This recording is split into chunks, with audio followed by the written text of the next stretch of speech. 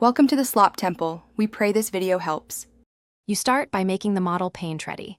Clean with warm soapy water and a soft brush to remove release agents. This ensures paint adhesion.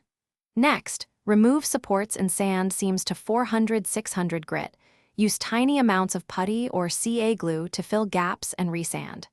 Once smooth, apply primer in thin, even coats, spray or brush on, waiting 20-30 minutes between coats so the surface texture stays consistent and the paint will grip evenly. Once primed, block and base colors using thinned acrylics so you get smooth, even coverage. 2 to 3 thin coats beat 1 heavy coat because it preserves details.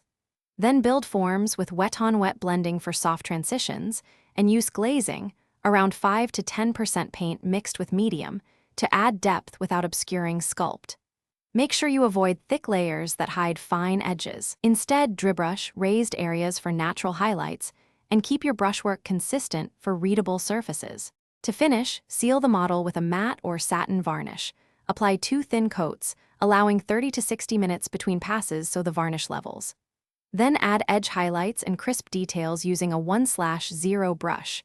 Use magnification if needed to steady tiny strokes. If something goes wrong, don't panic.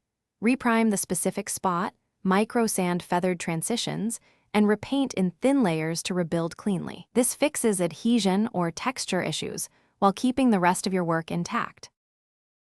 Thanks for watching. Consider subscribing if we helped you.